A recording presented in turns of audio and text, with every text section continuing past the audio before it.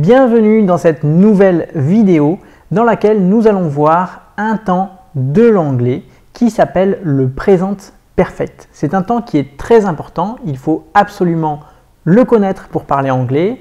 Je parlais la dernière fois du prétérit en disant que c'était un des temps du passé les plus utilisés. Eh bien, le deuxième temps du passé le plus utilisé, c'est le Present Perfect. Et c'est un temps qui est omniprésent en anglais. En plus, ce n'est pas exactement un temps du passé, c'est-à-dire qu'il fait un lien entre le passé et le présent, comme nous allons le voir dans la leçon. Allez, vous êtes prêts? C'est parti!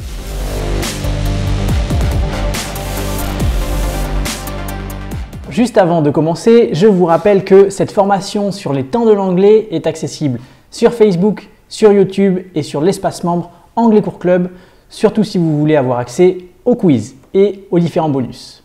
Commençons donc maintenant avec le Present Perfect. Alors, c'est un temps du passé qui est lié au présent. En fait, si on étudie le nom de ce temps, Present Perfect, on voit qu'il y a le mot présent dedans et c'est une indication sur la manière dont il est utilisé. Il fait le lien entre le passé et le présent. Je vous rassure, on va expliquer ça tout à l'heure. Comme je le disais en introduction, c'est un temps qui est très souvent utilisé. Il se forme à l'aide de l'auxiliaire have. C'est la première fois dans cette formation sur les temps de l'anglais que nous voyons un temps construit avec l'auxiliaire have. Jusqu'à présent, ils étaient tous construits avec l'auxiliaire be. Et ensuite, on met le participe passé. Pour les temps progressifs, vous vous souvenez, c'était l'auxiliaire be suivi du verbe en ing. Et là, c'est l'auxiliaire have suivi du participe passé. Alors, c'est une action passée liée au présent. Et par exemple, un constat, une action dont on voit la continuité dans le présent, etc. De toute façon, je vous rassure, on va voir ça en détail. Dans cette vidéo, on va voir d'abord la construction du Present Perfect et ensuite l'utilisation du Present Perfect. On commence maintenant avec la construction. Alors, comment le construire? Eh bien, c'est l'auxiliaire have plus participe passé. Nous allons voir un exemple. Si je dis par exemple « He has influenced me so much ». Il m'a tellement influencé. Vous voyez, he has. Je vous rappelle que have à la troisième personne du singulier, donc avec he, she ou n'importe quel sujet de la troisième personne du singulier, ça devient has. Et ensuite, le participe passé. Deuxième exemple, they have seen a ghost. Ils ont vu un fantôme. Là encore, on a l'auxiliaire have suivi du participe passé, du verbe to see, qui est irrégulier. Le verbe to see, ça donne to see, saw, seen au participe passé. Voilà pour les exemples. Alors, comment connaître le participe passé des verbes? Donc, pour les verbes réguliers, c'était le premier exemple qu'on a vu, he has influenced me so much. On voit qu'il suffit de rajouter ed, exactement comme pour le prétérit. Donc là, c'est simple pour les verbes réguliers. Par exemple, they have played.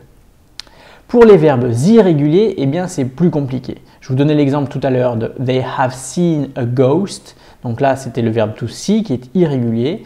Eh bien, c'est compliqué, il faut les apprendre. On revoit un deuxième exemple. They have forgotten.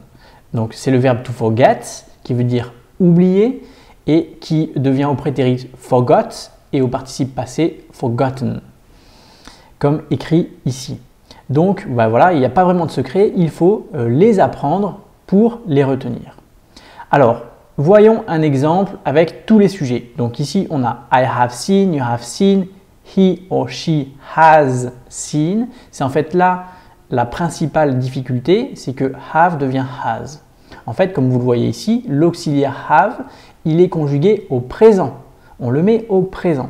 Et ensuite, on le fait suivre du participe passé. Ça ressemble un peu à la construction du passé composé français. Vous savez, on met avoir suivi du participe passé. J'ai au présent mangé. Voilà.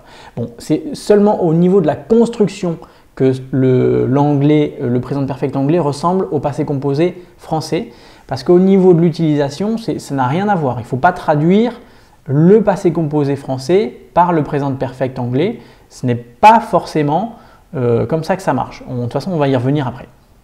Alors, we have seen, you have seen, they have seen. Il y a aussi la forme contractée de l'auxiliaire have. Donc, quand c'est have, on voit ici, c'est apostrophe VE, ou à la troisième personne du singulier, c'est apostrophe S, parce que c'est la forme contractée de has. Donc, ça donne I've seen, you've seen, she's seen, we've seen, you've seen, they've seen. Voilà, donc retenez aussi la forme contractée. Alors attention d'ailleurs, au sujet de la forme contractée, lorsque vous voyez un apostrophe S, ce n'est pas forcément du présent perfect. Je vous donne un exemple. Si je dis « she's seen a ghost », elle a vu un fantôme. Là, c'est du présent perfect, c'est bien l'auxiliaire have, qui est has, puisque c'est la troisième personne du singulier. Mais si je dis « she's seeing a ghost », elle est en train de voir un fantôme, là, c'est du présent continu. Vous vous souvenez, la leçon sur le présent continu, c'était la première leçon de cette formation. Et donc là, le apostrophe S, c'est la forme contractée de l'auxiliaire be. Donc c'est she is seeing, tandis que le premier, c'est she has seen. Donc il faut bien faire attention, est-ce que c'est un participe passé ou est-ce que c'est une forme en ing? Alors, nous avons vu donc la construction du présent perfect. Pour ceux qui sont sur l'espace membre Anglais Cours Club, on va faire des exercices pour vous entraîner dessus après ce cours, pour vous entraîner à la construction du présent perfect. Alors, voyons maintenant l'utilisation du présent perfect. Comment ça fonctionne exactement? Comment l'utiliser? Alors, comme je disais, c'est un temps qui fait le lien entre passé et présent. En français, nous n'avons pas vraiment de temps qui joue ce rôle. Alors, c'est une action, ça sert à décrire une action qui vient de se passer, une action récente. Ou alors une action dont on voit un lien dans le présent. Par exemple, vous avez construit quelque chose et vous finissez de construire, on voit le résultat dans le présent. Il y a une idée d'une continuité, même subtile, avec le présent. Je vous donne un exemple. Si je dis « Oh, I've lost my ring », là c'est du présent perfect. « I have lost my ring », j'ai perdu ma bague. Ça sous-entend, tiens, je viens de m'apercevoir que j'ai perdu ma bague. Voilà, je l'ai perdu, mais là c'est dans le présent que je le vois. Mince, j'ai perdu ma bague. Mais si je dis I lost my ring yesterday, ça veut dire j'ai perdu ma bague hier. Et là c'est du prétérit. Vous voyez la différence, c'est que dans le deuxième cas, c'est une action clairement révolue dans le passé. Il y a même un marqueur de temps qui est yesterday. C'est quelque chose qui s'est passé dans le passé et je sais quand ça s'est passé. Ça s'est passé hier. Quand je dis « Oh, I've lost my ring », c'est dans le présent. J'ai perdu, enfin c'est une action passée, mais je le vois dans le présent. Je viens de perdre ma bague. Voilà, ça c'était un exemple pour vous montrer un petit peu l'idée du lien de la continuité entre présent et passé.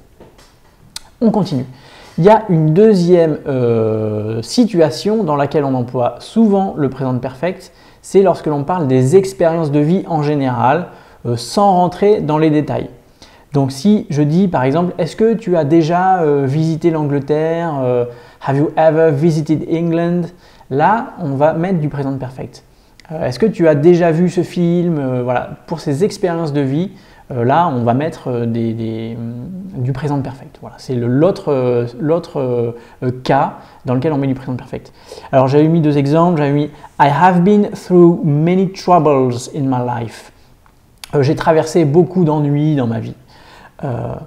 Et deuxième, j'avais mis un exemple en forme de question. Have you been to Italy before?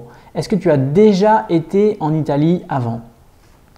Voilà, donc ça, ce sont deux exemples, voilà, de types de phrases que quelqu'un, parlant de son expérience de vie, pourrait prononcer. Et donc là, c'était deux fois du présent perfect. Alors, on va parler un petit peu de la comparaison entre le prétérit et le présent perfect pour vous aider à comprendre quand est-ce qu'il faut mettre le premier temps du passé ou le deuxième temps du passé, prétérit ou présent perfect. Et ça va vous aider dans vos exercices, surtout si vous êtes au collège et lycée, parce que y a souvent des exercices où on nous demande de choisir entre prétérit et présent perfect dans les exercices. Alors, posez-vous cette question, est-ce que c'est une action révolue ou alors est-ce qu'il y a un marqueur de temps? Alors si oui, si c'est révolu, c'est clairement dans le passé, ou si oui, il y a un marqueur de temps, yesterday, last month, last year, etc. Si c'est oui, là vous mettez du prétérit.